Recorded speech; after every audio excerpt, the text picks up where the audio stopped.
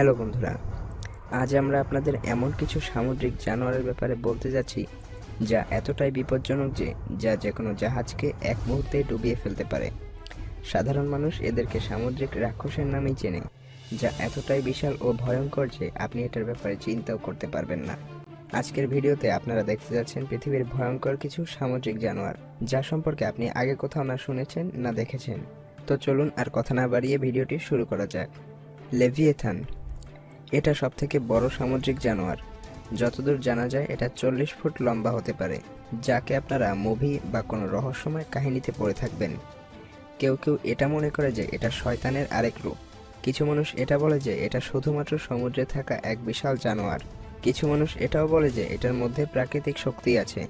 যারা এটা বিশ্বাস করে না তারা এটা বলে যে এটা মানুষকে ভয় পাওয়ানোর জন্য শুধুমাত্র কাল্পনিকভাবে তৈরি করা এক গল্প মাত্র। দ্য গিগান্টিক অক্টোপাস, এই সামুদ্রিক রাক্ষস সমুদ্রে যে কোনো জাহাজকে ডুবিয়ে ফেলার জন্য বিখ্যাত বলে জানা যায়।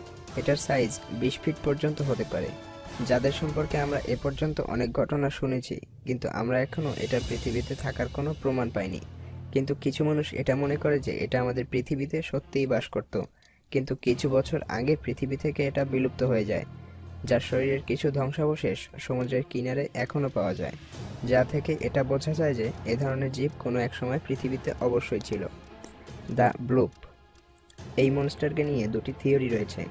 প্রথম রহস্য অনুসারে এটা বড় এক সামুদ্রিক রাক্ষস, আর দ্বিতীয় থিওরি অনুসারে এটা শুধুমাত্রই একটা আওয়াজ যা আটলান্টিক মহাসাগরের বরফ ভাঙার ফলে সৃষ্টি হয়। ন্যাশনাল ওকেন্টিক অ্যাডমিনিস্ট্রেশন এর মতে এই মনস্টার আসলেই পৃথিবীতে বাস করে, আর তাদের মতে এটা খুবই বড় জানোয়ার যা সমুদ্রের খুবই নিচে বাস করে। আর পৃথিবীতে এখনও কয়েক ট্রিলিয়ন জীবজন্তু আছে যা মানুষের জানা নেই। সেই অনুসারে এই মনস্টারের পৃথিবীতে থাকার সম্ভাবনা রয়েছে। জার্মান গ্যান্ডার, পুরাণ অনুসারে সমুদ্রে অনেকবারই এই প্রাণীকে দেখা গিয়েছে, আর সেখানে এটা উল্লেখ আছে যে যখনই এই প্রাণী নিজেই নিজের শরীরে কামড় দেয় এটা শক্তি বেড়ে যায়। আর এর কোনো প্রাকৃতিক শক্তি নেই, তবে এর রক্তে খুবই মারাত্মক এক ধরনের বিষ রয়েছে।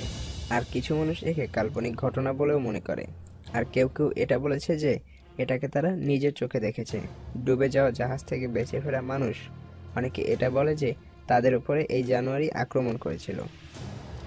ডেকোসর্স, এটা ডাইনোসরের যুগের সময় সমুদ্রের সবথেকে ভয়ঙ্কর শিকারীদের মধ্যে অন্যতম ছিল। এর শরীরের ধ্বংসাবশেষ জার্মানিতে পাওয়া গিয়েছিল, যা দেখতে তিমি মাছ আর কুমিরের সংমিশ্রণের মতো ছিল। কিছু বছর আগে বিজ্ঞানীরা পৃথিবীর কয়েকটি দেশ থেকে এটার শরীরের জীবাশ্ম খুঁজে পেয়েছিল, যার মধ্যে আর্জেন্টিনা, রাশিয়া ও ইংল্যান্ড রয়েছে।